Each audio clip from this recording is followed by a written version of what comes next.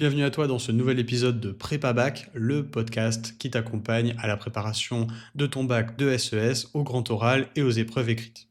Aujourd'hui, on va parler de l'explosion des prix, la hausse générale du niveau des prix. Pourquoi les prix explosent-ils? Comment réussir à comprendre l'économie à travers tes achats et notamment ton caddie de course? Aujourd'hui, j'ai envie qu'on parle de quelque chose de très concret, quelque chose que tu vis sûrement toutes les semaines, voire même tous les jours sans t'en rendre compte. Un sujet qui touche quasiment tout le monde, que tu sois lycéen, parent, prof, étudiant ou même retraité.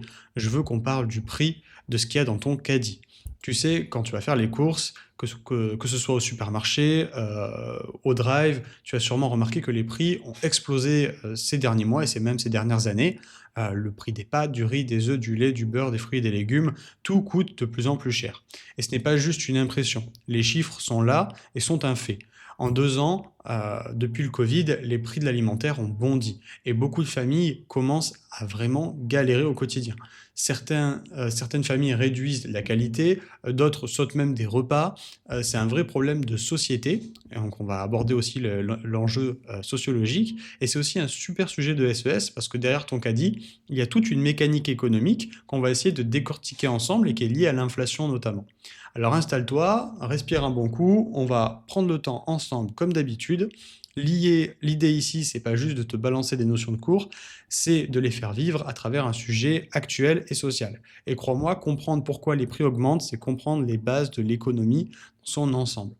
D'abord, remettons un peu de contexte. L'inflation, la hausse générale du niveau des prix, t'as sans doute en entendu parler peut-être à la télé ou sur les réseaux sociaux.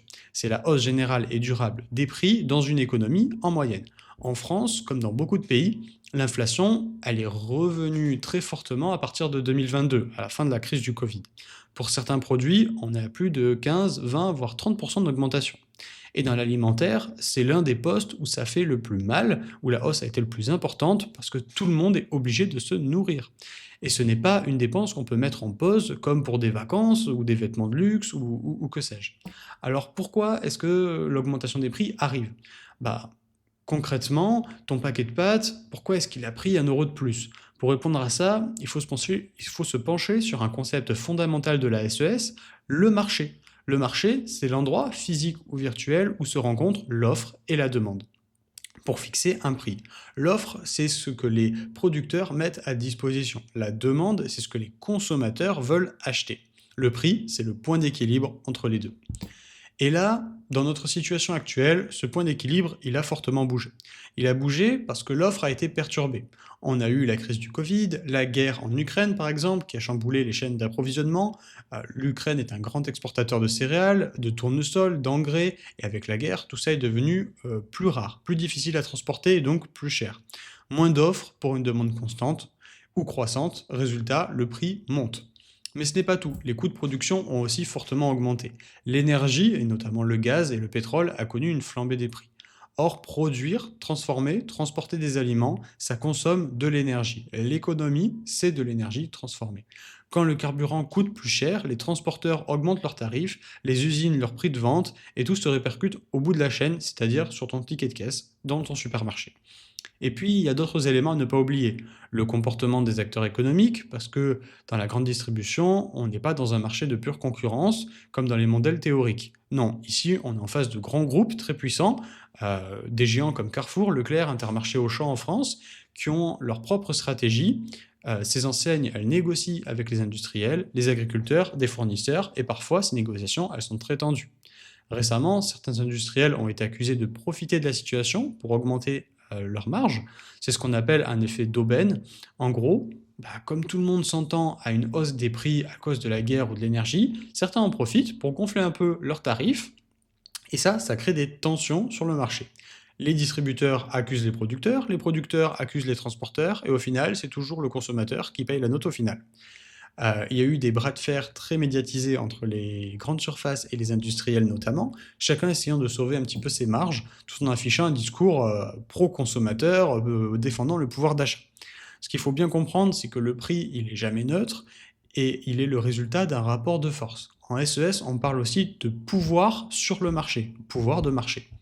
Les grandes entreprises, qu'elles soient industrielles ou commerciales, ont un pouvoir de marché, c'est-à-dire la capacité d'influencer les prix à leur avantage sur ce marché. Dans un marché parfaitement concurrentiel, aucun acteur ne peut fixer seul le prix. Dans la vraie vie, on est souvent loin de cette situation idéale. Et là, tu peux te poser une question très SES. Quel est le rôle de l'État dans cette situation? Est-ce qu'il peut, doit ou est-ce qu'il a le pouvoir d'intervenir? Est-ce qu'il laisse faire le marché ou est-ce qu'au contraire il doit le réguler? En France, l'État a tenté plusieurs choses. Des boucliers tarifaires, des aides ciblées, des négociations avec des distributeurs pour faire baisser certains produits. Mais est-ce que ça a suffi? Est-ce que ça a marché? Ben, il faut aussi regarder les effets sociaux de cette hausse des prix. En SES, on parle de pouvoir d'achat. C'est la quantité de biens et de services qu'un revenu permet d'acheter. Si ton revenu reste stable mais que les prix augmentent, ton pouvoir d'achat diminue. Et c'est ce qui se passe aujourd'hui pour beaucoup de familles modestes. L'inflation touche tout le monde, mais pas de la même façon.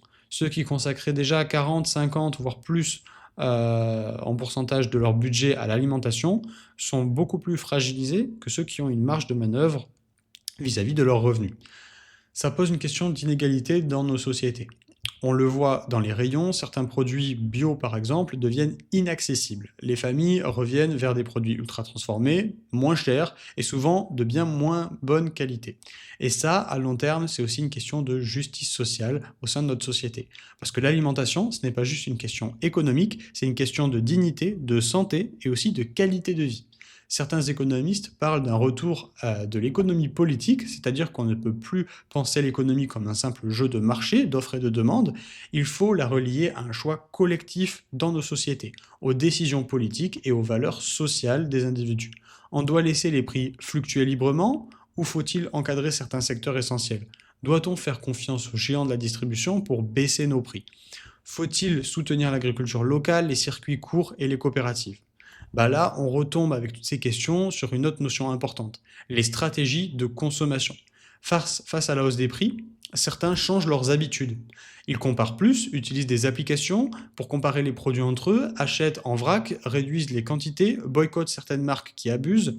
C'est ce qu'on appelle l'élasticité prix de la demande. Plus un produit est substituable, on peut le remplacer par un autre, plus sa demande baisse quand son prix monte. Mais pour d'autres produits, comme les produits de base, la demande est très peu élastique. C'est-à-dire qu'on ne pourra pas remplacer du riz par forcément un autre paquet de riz puisqu'ils sont quasiment identiques. Même si les œufs ou le lait augmentent, tu continueras à en acheter car ce sont des produits essentiels. C'est ce qu'on appelle une demande inélastique. Enfin, pour finir, il faut aussi voir l'impact sur les producteurs, notamment sur nos agriculteurs. Beaucoup d'entre eux ne profitent même pas de la hausse des prix au final, et ils sont écrasés entre les hausses des charges, c'est-à-dire ce qu'ils payent eux, et les prix fixés par les distributeurs pour la vente de leurs produits. Et ça pose aussi un vrai problème de durabilité de notre agriculture et de notre économie, surtout dans l'alimentaire. Comment garder des exploitations viables? Comment encourager des jeunes, notamment les jeunes agriculteurs, à s'installer si produire ne permet même plus de vivre correctement?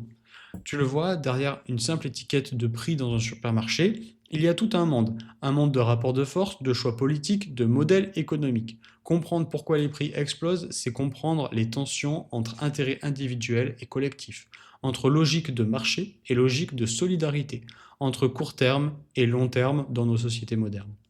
C'est exactement ça que tu dois retenir pour ton bac. Les SES, ce n'est pas juste un empilement de notions, c'est une grille de lecture du monde. C'est une manière d'analyser des situations concrètes, réelles, qui te concernent tous les jours. Alors, quand tu fais tes courses, quand tu entends parler d'inflation, de pouvoir d'achat, de négociation entre grandes surfaces industrielles, essaye de penser à tout ça et de prendre du recul sur toutes ces questions. Utilise un peu ton cerveau de SES comme un super pouvoir. Et crois-moi, ça peut vraiment faire la différence dans ta compréhension de nos sociétés. Allez, on se retrouve très bientôt pour un nouvel épisode de Prépa Bac, le podcast qui t'aide à préparer ton baccalauréat. D'ici là, garde les yeux ouverts, les idées en mouvement et n'oublie pas, l'économie, c'est pas juste dans les livres, c'est dans ta vie. À très vite.